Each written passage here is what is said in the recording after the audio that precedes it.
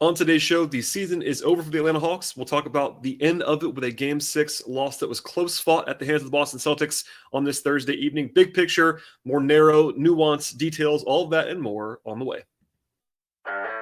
You are Locked On Hawks, your daily Atlanta Hawks podcast. Part of the Locked On Podcast Network. Your team every day.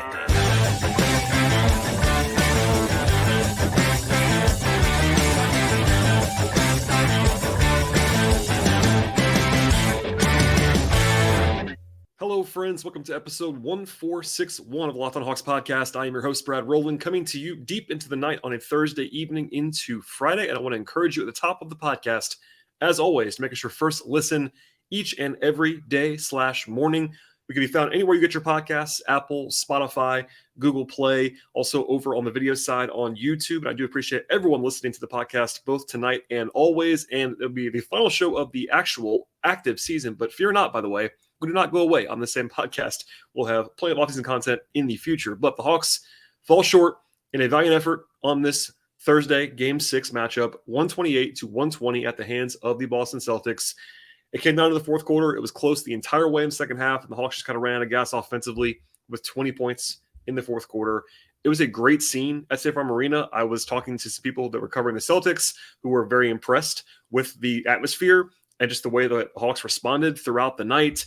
There was point spread drama at the end with the Hawks not covering necessarily, but look, the Hawks were in this one all the way through. It was a valiant effort, and I don't say that lightly. You know, I think people that might be listening for the first time might think that I'm a typical kind of homer host. It's not really my brand. I cover the team pretty objectively, I do think, and I think that it was pretty impressive the way the Hawks battled and played the last couple of weeks, really, and played very hard, played very well in the series all the way across, especially after the first two games when they had some hiccups along the way. And don't forget, they went to Miami and beat the Heat in a road play-in game, and Miami just beat the Bucks soundly in the first round. So it's been a pretty strong couple of weeks for the Hawks. That does not take away the entire season at this point in time. I talked about this a lot earlier, and I will talk about it probably again later. The Hawks definitely had a disappointing regular season. I think they all agree on that. Everyone knows that. But after, the way they played all year long, it was encouraging for the future, and I think everyone kind of echoed that tonight. And I thought they just played well and ran into a team that, for many people, including Trae Young, by the way, who said this after the game, Boston is the favorite, I think, to win the championship at this point in time. The Hawks pushed them pretty well in this series. It was an unsatisfying result, obviously, for the Hawks and Hawks fans, I'm sure. But they had never trailed by more than 10 points the entire game. In fact, it was 14-4 out of the gate, and the Hawks were within single digits the entire rest of the contest. It was back and forth. They led this game multiple times in the second half. There were 22 lead changes and 15 ties in the game. They were not quite good enough on either end of the floor. We'll talk about that more in a second. But the Hawks, I do believe, legitimately played well.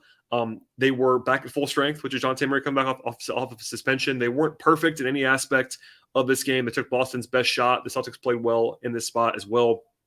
And they followed the blueprint that they actually had to do to win this game. I talked about it a lot about Game 5, where they were undermanned and playing on the road. And they had to approach that game very specifically. And they went and did that, took a lot of threes, made a lot of threes. Boston didn't have a good shooting night, all those things. Trae was brilliant in Game 5.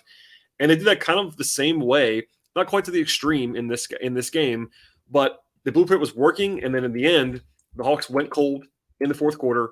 And a big difference, I think, between Game 5 and Game 6 was that Boston made their threes in Game 6. That's something Quinn Snyder said after the game as well from the podium. Boston shot the ball very well, and their stars at the end, Tatum and Brown in particular, made a bunch of big shots. Smart made one late as well, and that was kind of the gap between Game 5 and Game 6. I'll start with the offense first for my broad sort of takeaways of analysis of this game. And they ended up scoring at a pretty impressive clip, honestly, a 125 offensive rating in this game. That is excellent against anyone, and Boston is a really good defensive team, so that's impressive. That should be more than enough to win most of the time, but it was not as crisp in the second half of this game, especially in the fourth quarter. So the Hawks had 20 points in the fourth. They were 7 of 18 from the floor with 5 turnovers. That's going to get you beat a lot of the time. That really hurt them. And on the whole, they were not good from inside the arc in this game. 49% on twos. That's well below league average, well below their normal rate there. But they were 15 of 35 from three in this game. Now, that is not incredible volume. I think if you gave Snyder truth serum and said, is that enough attempts, he probably would have said no, and I would agree with that. But they shot 43% from three in this game. You can't really ask for much better than that. I would have gone a little bit more into the extreme of taking more, but I do understand that it's not always that easy. Boston taking some shots away, and the Hawks were good from 3-point range in this game. Also 28 assists and 10 assists, 10 turnovers. A heck of a ratio there. They had 24 second chance points. That's a very, very good number. Took 5 more free throws than Boston did. They did miss a few. There were a couple of big ones from McConaughey in the fourth quarter that were kind of missed, but still they ended up taking more and making one more than Boston did from the line. And they just didn't finish well at the rim. And unfortunately, Trae Young, after what was an incredible close to Game 5 in the fourth quarter, he was awesome in the first half of this game, and he just kind of had an untimely shooting drought. He was 1 of 13 in the second half of this game and just could not find it. Missed his floater, missed his jump shot, and just kind of lost it. And maybe he was tired.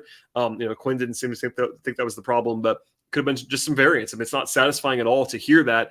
But I think there was a lot of make or miss league stuff in the fourth quarter of this game, and Boston made more shots, and that's kind of the reality of the situation down the stretch. Defensively, the Hawks were not very good in this game as far as the results are concerned. And I want to be very clear. I think the Hawks actually played better than these numbers indicate, especially in the second half. But I thought Boston, hats off to them. They made a bunch of shots, had a 131 offensive rating in the game. They shot 43% from three-point range on bigger volume than the Hawks. They actually were 18 of 42 in this spot for three-point range and 50% from the floor. Not a coincidence to me or really anyone. I don't think if you pay attention to this stuff.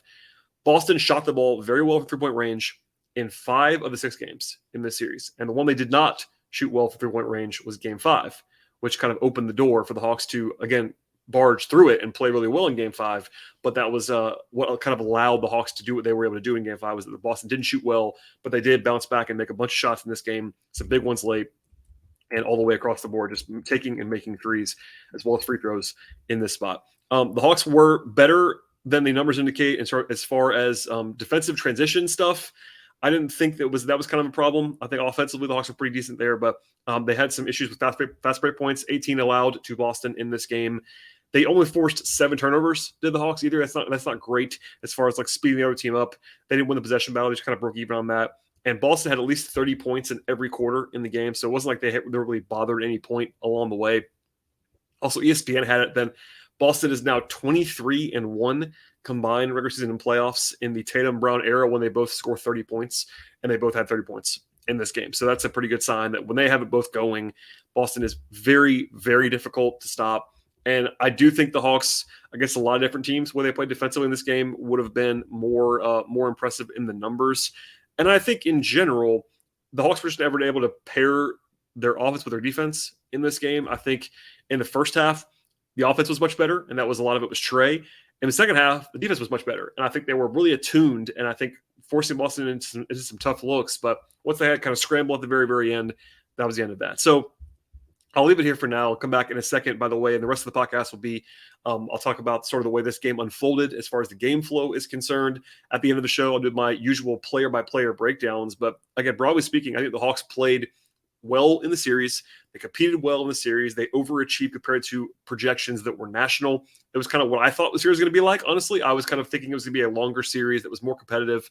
The Hawks winning 2 games and then taking them to the wire 2 more times. And then again, coupled that with the Miami win, and the Hawks went from almost missing the playoffs, realistically, to really kind of pushing the eventual favorites right now to win the championship. So one of those things where like you could certainly say that big picture from October, a 6-game loss to Boston or to anyone in the first round would not have felt like a great result given where the Hawks thought they would be back in October. But when you go through the regular season, and again, that was a below average outcome for the Hawks over 82 games. But when you take that into account and say, okay, now the Hawks are going to turn that into a play-in win and then a competitive series against Boston, that would have been a pretty good result. So it's all about nuance here. I'm kind of all about the details and all that stuff too. But I think it's a pretty encouraging couple weeks for the Hawks, even if the big picture was not fantastic. And of course, we'll get into all of what's transpiring in the future. Roster questions. I got a lot of those tonight. I'm saving all of that for later because there's plenty of time. The draft is 2 months away, et cetera. But that's where we are for now. I think the Hawks can sort of hold their heads high with the way they played the last couple of weeks, and that's not a bad place to end the season necessarily. All right, so we'll have more on the game flow from Game 6 in a second. But first, a word from our sponsors on today's podcast. Today's show is sponsored by eBay Motors, and for a championship team, it's all about making sure every single player is a perfect fit.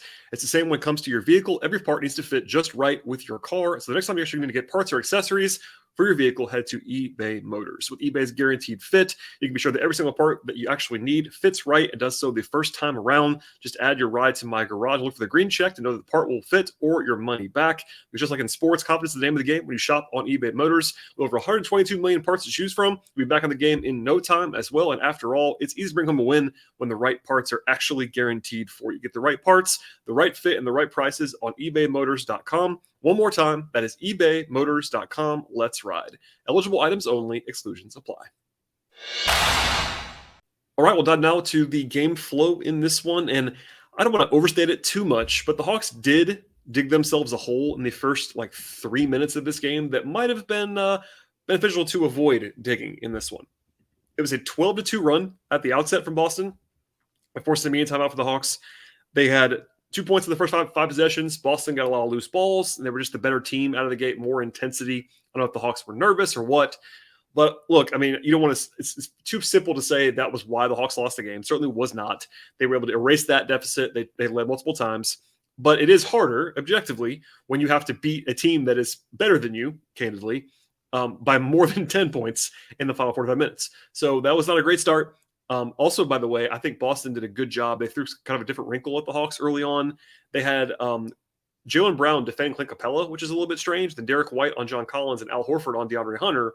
It was kind of an interesting switcheroo because the Hawks kind of got out of sorts with their pick and roll game. It seemed like they were kind of trying to impact the spacing from Atlanta by inverting the matchups, and it was effective for a while. The Hawks figured it out eventually, but that was a good little wrinkle by Joe Mazzulla, I thought, to start the game. But the Hawks did wake up after the timeout with a 17-6 run to actually take the lead briefly. They got more settled in and intentional on offense. I thought Trae found some pathways to the rim. Collins had a great move, like a beautiful spin move for three-point play. They had a couple of defensive possessions that were really good. I thought Capella was really good early on defensively. Collins had a one-on-one stop where he actually stripped Jaylen Brown and went to a fast break. So they kind of dialed in pretty quickly after that slow start. Boston did make some more threes in the quarter, but Saddiq Bey had his best stretch for a while. He had 5 points in a row. Trae was really hunting his shot early on. He obviously felt good. That's been a question I've had throughout the year is Trae's not necessarily been the most aggressive in hunting his three-pointers and jump shots at times. In the first half, he was going after him. He was feeling really good, very obviously. He got Grant Williams checked in and immediately hunted him in a switch. As a spoiler alert for later on, the Hawks were going after their bigs all night long. Mostly Al Horford, but Grant Williams and brief moments of Robert Williams even as well in space. But Trae had 18 points in the first quarter. He was phenomenal. Picking up where he left off in Game 5. If someone missed that, I talked about it extensively in the last podcast. He was just lights out in the fourth quarter of Game 5. He was great in the first half of Game 6 as well. And the Hawks, after all of that, were down only one at the end of the first quarter because the offense was really cooking it because they had great possession battle stuff early on. They had 6 offensive rebounds in the first quarter with 2 turnovers and 8 of 8 at the line. Really good on the margins. They went to Jalen Johnson to open the second quarter. That was actually his only stint of the night. I was actually wondering aloud to my friend Kevin Chenard of Hawks.com where the Hawks might just go with 8 the whole game because they didn't play Jalen in his normal slot. They waited a few more minutes and had him start the second quarter. He actually played fine, to be very fair to Jalen, but that was it. He played 5 minutes. When Trae came back in, he came out, and that was it for the night for Jalen Johnson. But I'll just note that he did come in early in the second quarter. They had an extended run in the middle of the quarter, actually. They got some more pace going, I thought, by getting some more stops strung together. They managed to win the non-Trae minutes by 5 points. That's a very strong sign. And then after back-to-back threes by Young and John Collins, the Hawks went up by 7. That was their largest lead of the entire game. They were never hugely in control, but certainly they were up 7 points of this after being down by 10. Of course, immediately from there, it was a 13-2 run by Boston to take the lead again. So it was kind of back and forth the entire game. That was kind of a microcosm of the whole night, honestly. But the Hawks were down by only 1 after a filthy pass by Trae to Collins for a 3 at the end of the half. And it was a roller coaster, but Trae was the big story, 25 points in the first half. He tied his playoff career high for scoring in the first half. The Hawks didn't shoot it unbelievably well, but obviously good enough. 16 assists in the first half. DeJounte had 7 of them. Boston made a bunch of threes. The Hawks had one of their worst defensive rebounding halves of the series, at least that, which kind of what I'm talking about from earlier. I thought the Hawks' offense was much better in the first half. Defense much better in the second half. That was definitely the case. Early in the third, Trae actually had a couple of fouls in one possession. And one of them was a three-point shooting foul. The Hawks were, though, again, going after Al Horford. I think especially Trae. He drew a flagrant one on Al Horford at one point for getting in his landing area. It ended up being a 5-point possession for the Hawks. That was pretty good maximization of that. It was tied in the middle of the quarter. That was appropriate because it had been a single-digit game really the entire way. So after the Hawks trailed 14-4, no team led by more than 9 points the rest of the way. It was a single-digit game all the way through. There was a big missed layup from Capella in the third quarter that I thought he should have made, kind of rushed it. I will say it was kind of a spot where he had to gather a not perfect pass as far as I think it had to be where it was for Trae. It wasn't like it was a bad pass, just kind of a weird spot that ended up burning a timeout. They sat Trae earlier than usual in the second half. He usually plays the whole third quarter, but because they knew they were going to play in the whole fourth, basically. So they went a little bit earlier. They ended up losing those minutes by only 2 points. And so they were +3 with Trae off the court in this game. And that's way better than you would expect, honestly. They did actually catch a break at the end of that non-Trae stint because Boston had a defensive rebound that they kind of just bungled and led to a layup by Hunter. And then the Hawks scored the final 6 points of the third quarter to actually go up by 2 at the end of the quarter. They took 7 more shots than Boston did in the third quarter. Huge on the glass, and it was a close fought. By the way, 0 combined turnovers in the third quarter. Never see that. We rarely see that. That was pretty clean basketball. It was a lot of fun to watch. There was a couple moments early on in the fourth quarter. Okongwu actually tried a poster dunk, ended up missing both free throws on that. It was fouled, unfortunately. By the middle of the fourth quarter, there was 21 lead changes. It was just so tight all the way through. The Hawks last led with about 6 minutes to go. They went by 3. It was erased quickly by a 3 by Jaylen Brown. Then it was tied for a while, and then they allowed a wide open 3 to Horford on a nice kickout pass. There was a jump ball with about 3 minutes to go with the Hawks down by 3. It set up perfectly, actually. It got kicked to Trae for a catch-and-shoot 3 in rhythm, and it ended up barely rimming out. That was a big miss. Not like anybody's – it's just one of those things. You just miss a shot. It's okay. But then Tatum, on the other end of the floor, hits a contested 3 to go up by 6. So the Hawks missed an open 3 with a good shooter with Trae that would have tied the game. And then seconds later, they're down 6 because Tatum hits just a star shot, honestly. And then Murray gets blocked by Brown. Tatum has a huge follow-up dunk, and the Hawks are down by 8 in the blink of an eye. It was an 11-0 run by Boston, and the Hawks had a very ill-timed offensive drought. They didn't score for about 4.5 minutes. It was only 6 or 7 possessions, but that they just had to have something go right there, and nothing ever did. Murray did hit a 3 badly that they actually had to have after that, I will say. But they were in scramble mode, allowed some easy shots to Boston down the stretch. And then, again, later on, Hunter hit a 3 that was also kind of like you have to have this to stay alive. He made it, but they couldn't get enough stops down the stretch. Trae missed a floater with about 30 seconds left. They would have cut it to 5. It was probably already over. And then there was this weird sequence with 24 seconds to go. They got a lot of attention. I'll say this now. The Hawks are down by 6. So even if they execute this perfectly, they probably lose. But Bogey gets fouled on a 3, misses 2 out of 3. They get the rebound after it went out of bounds. So the Hawks have to inbound the ball. They have 4 chances to do so. If you watch the play live, you'll know what I'm talking about. Trae was inbounding originally and just couldn't get it in. They had it was kind of pinned in the corner. Marcus Smart did a good job contesting the inbounds pass. Then they changed it to Hunter as the inbounder. And I never like when Hunter inbounds. He's not a good passer, generally speaking, all due respect to DeAndre. He ended up throwing the ball away and turning it over. And that was basically the end of the game in a lot of ways. Trae actually said after the game, and not in a derogatory way, they don't really have a play for that. Like they don't really have a side out of bounds that they have installed under Quinn. And they kind of showed in that spot. I don't like Trae inbounding there. He's too small to see it. That's not his fault. Again, he's a great passer. I've argued he might be the best passer in the world. He's just small in that spot. And then Hunter is not the guy I'd go to either. Anyway, they were already down 6 at that point. It didn't really matter that much. They had to foul, and that was kind of the end. So for me, a lot of attention on that inbounds play. But for me, the game was won or lost in the 11-0 run by Boston in the fourth quarter, in which the Hawks, again, did not score for about 4.5 minutes. And if you want to just sort of narrow it down to one sequence, I do think it was that miss 3 by Trae and Tatum making the 3. 6-point swing, just make or miss league stuff. And one team made, other team missed. It was the Stars. It was kind of conveniently narrative-wise, like the Stars were the ones involved there. And it's never that simple. I want to be very clear about that. But if you want to look at one kind of sequence, that was kind of it. And again, the Hawks were -10 in the fourth quarter, 20 points, just not good enough at the worst possible time offensively. And we'll come back to more of this in a second with regard to the individual players and all of that breakdown stuff. But there you have it on the game flow. One more breakdown here from our sponsors. We'll be right back with the closeout of this game, the season, and the individual player breakdowns. But stay tuned. Be right back.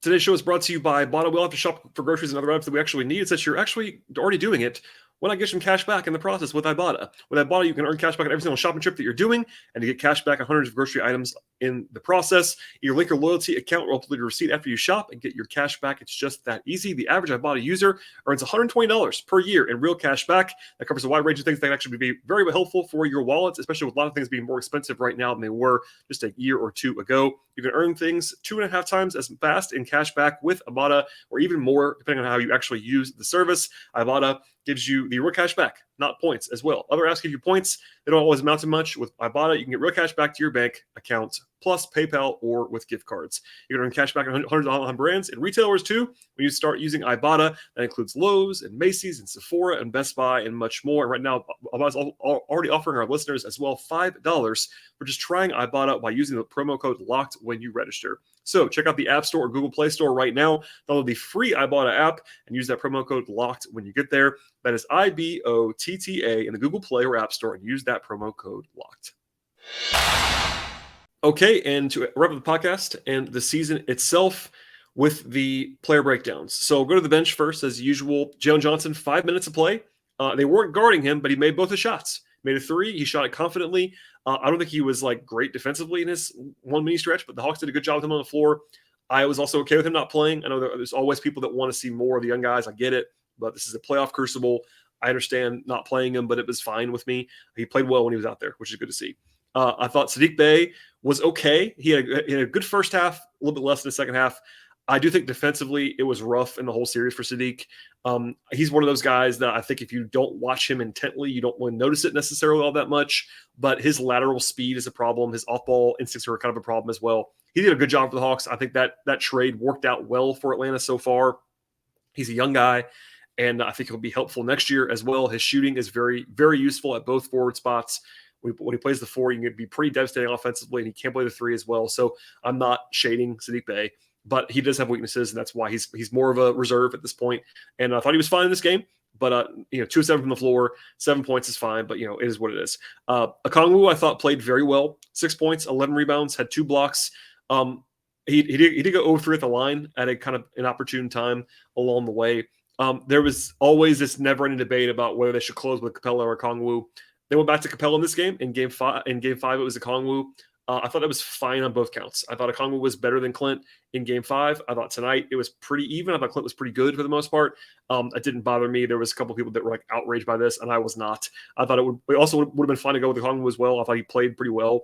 But there you go. Not a huge issue. And I'll always say this: it's not a problem to have these two guys. I think I've said it a number of times. But if you're a new listener, my general attack on the centers is that aside from the teams that have Jokic and Embiid, basically, I'm not sure how many more teams that you rather have 48 minutes of center play than what the Hawks have from Capella and Okongwu. And that does not mean that either one of those guys is a top 5 center. They're not. But when you have, in my mind, the best backup center in the league in Okongwu, and you have, for me, a top 12 probably starting center in Capella, that combination is pretty devastating for 48 minutes when a lot of teams have pretty bad backup center play. So anyway, there you go. And then Bogey was the other guy off the bench. 12 points on 8 shots. I was surprised Bogey didn't play more, to be honest. And I get it. Part of that's that Murray was back, and they're not going to just ever take Murray off the floor in a lot of ways. But I would have probably gone a little bit more to Bogey along the way. I thought he played pretty well. Defensively, it's not very good, generally speaking. And he did miss 2 free throws at the end. But he was efficient offensively. He's a good ball mover, and I thought maybe a little bit more of him. But the bench did his job in this game. They were actually in the positive with Trae off the floor, which all you can really ask for. To the starters, DeAndre Hunter, 39 minutes, 20 points, 17 shots. He was actually 3 of 9 on 2s, but 4 of 8 on 3s, so pretty efficient necessarily. He was a game worst minus 15, and it's not really on him. I think he was better defensively as the series went along. He was pretty attentive. He made Tatum's life at least difficult. I thought Snyder talks about that a lot in pregame tonight as well. Like, Hunter, he basically said the quiet part out loud, like Hunter is our best guy on the ball, and it's true. I don't think on the ball was great from Hunter in this series, but I thought he was fine in this game. I don't think he was fantastic. He had 20 points. That's obviously notable. 6 rebounds. But it was kind of just a solid enough game from DeAndre. He wasn't fantastic, nor was he bad.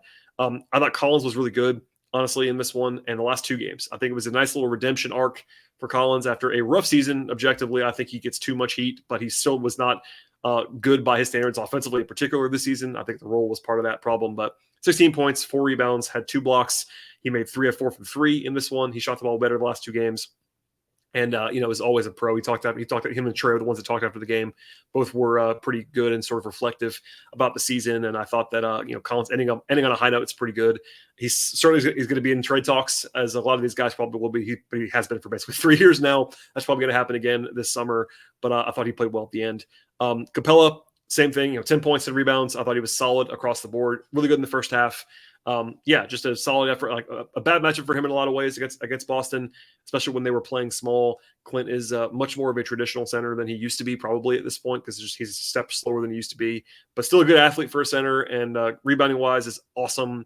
Defensively, communication wise, all that, he's a very effective player, and I thought he was effective in this game. Murray, kind of a weird game on his return, 14 points on 13 shots. Not a huge factor offensively as far as like scoring wise. He had 11 assists, though, actually more than Trae, which is a surprise. 7 rebounds for DeJounte. He was not a huge on-ball factor, as a shooter. I think that him, in some ways, when Trae is good, it's almost easier when Murray's not there, because Trae is so capable of dominating the ball. Second half of this game, I thought DeJounte set it up. By the way, he didn't score in the first half. So the fact that he had 14 points in the second half was notable and impressive. But, kind of a mixed bag kind of game for Murray. And I think defensively, not to beat this drum too hard again on the show, but his defense was a disappointment this year. I think that's pretty clear to anyone that was intently watching throughout the season. Whether that can be improved next year as he sort of dials it in more. The talent is pretty decent defensively for sure. The playmaking is there. He got a steal in this game. He's always a good sort of hands guy, but I think his on-ball work defensively is going to be of interest for next year for DeJounte. And then Trae, kind of a tale of two halves kind of thing. 30 points, 10 assists. Very solid, but needed 32 shooting possessions to get there. 1 of 13 in the second half. And a lot of good looks. I mean, I think really the whole team in the second half missed a bunch of good looks in the fourth quarter in particular. Trae was part of that. I don't think he played that badly in the second half. He just didn't make shots. And I think that's, when you're 6'1" and you're the point guard and you have the ball, he has to make shots to be effective. And he just didn't in the second half. So was he awesome in the first half? Yeah, he was brilliant. I mean, he's the biggest reason why they were in the game in the first half. Second half, I thought it was impressive, actually, that the Hawks were able to sort of sustain and hang in the game with him not making shots. But, 5 of 16 on twos is really tough. The floater was just not there for him in this one. 4-12 from 3 is fine for Trae. Not great percentage, obviously, but good volume. But the plan B stuff was not there for Trae in this game. So, and, he said after the game as well that he credited Boston. They made it hard on him. I mean, you got Marcus Smart, you got Derek White, you got Jason Tatum to throw at him. It's tough for sure. Boston did a good job on him the whole series. I thought Trae was obviously just ridiculous in game 5 and the first half tonight, but ran out of gas a little bit, 40 minutes, and that's it for that. So before we get out of here, last thing, I said it one time earlier in the podcast, but it's just kind of worth repeating. If you told anyone that the Hawks would be the 7 seed and lose in 6 in the first round back in October, that would not have been great. I think they were hoping to be a top 4 seed and certainly be a top 6 seed coming into the season, especially with pretty good health. So if you want to say big picture, it's a kind of a disappointment season, I totally understand that. I think in the regular season, I was very, very keen about this and said it multiple times. It was not a good regular season for the Hawks. They were healthy and won 41 games. That's not good for where they are. They're not all in, but they've pushed a lot of chips in with the Murray thing, all that stuff. But on the other side, if you said a few weeks ago, the Hawks would be pushing the Celtics to 6 and being competitive in at least 2 of the 4 losses, that's pretty good, especially when they road win in Miami as well in the play-in. So I think it was a upbeat relatively post-game. Nobody's happy. These guys are crushed for sure. Quinn was not thrilled. Neither was Trae. Neither was John. But I think that, perspective was kind of, it seemed like pretty good, pretty much in place. And I think it was appropriate for them to kind of just point to look, we have this new coach. I'm a big fan of that hire. I think, Trae was effusive in his praise of Quinn after the game. I think that that's worthy of happening. I think this is a different looking team right now with Quinn. That's very helpful for the future. I think the roster will change. I'm saving the takes on that for later on. There'll be plenty of time for that, but I've said this before. I'll say it one more time now. It's sort of my one sort of nod to the offseason. If I'm confident about one thing going into the offseason, it's that they're going to change something. I said the same thing last year in a lot of ways, and they made a couple big moves, trading for DeJounte, trading Kevin Huerter, etc. I feel the same way this time. I don't know if it's going to be a big splash like it was with DeJounte, but I will be surprised, like very surprised, if they bring back the whole core. And I mean like everybody from the top 8 or 9 on the roster for next year. I don't know who it's going to be. I'm pretty sure it won't be Trae going anywhere. I'm pretty sure it won't be DeJounte if I had to guess. But the front court guys are going to get a lot of attention. I think the Collins and Capella and even Hunter maybe and Bogdanovic, those are guys that you probably want to circle and keep an eye on. But I'm pretty confident of only one thing, and it's something will change mostly because they did all this stuff. They're capped out. They're at the luxury tax line, and they won 41 games this year. And while I believe that they're better than that, so do they. I think kind of just making a little bit of tweaks on the margins more than an absolute overhaul is probably in the offing, but we'll have time to talk about that later on. And by the way, again, the draft is less than 2 months away. The Hawks have a couple of picks, 15 and 46. So they have some opportunities. I think 15 is a pretty interesting pick in this draft. We'll talk about that a lot in the next 7 or 8 weeks for sure. And so to end things up, I would just say now, if you're a new listener, we encourage you very much so to subscribe to the podcast because we do not go away. A lot of shows might take a hiatus in the offseason. I do not really ever do that, basically. I will have multiple shows every single week of the offseason. Might be 2 or 3, might be 4 or 5, depending on what's happening in the world. But full-on draft coverage will begin probably in the next couple of week or maybe 2. We'll have some post-season content with regard to like exit interviews if anything pops off from that on Friday. We'll talk about sort of some takeaways from the season. I'll have some of my friends and guests on to discuss the big picture from the Hawks and how things ended in the series and also the draft and free agency and all that fun stuff coming up. So stay tuned. Please subscribe to the show. Anywhere you get your podcasts, places like Spotify and Apple Podcasts. Google Play is a good place to find podcasts as well. Overcast, the Odyssey app. And then we're also on YouTube. If you feel like watching the show, we definitely encourage that as well. Subscribe there. Likes and comments, always appreciated. Ratings and reviews as well. I do appreciate everyone that has checked out the podcast all the way through. Even if you are checking out the podcast to yell at me, that's okay as well. That's part of the fun of doing all of this. As long as it's respectful, I will certainly engage with you along the way.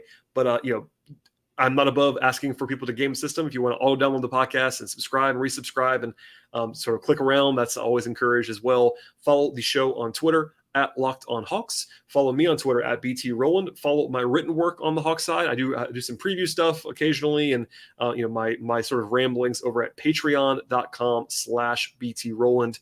That's a fun little place for you if you want to find some written stuff on the Hawks. And again, one more time, I very much appreciate everyone listening to the podcast and watching the podcast throughout the year.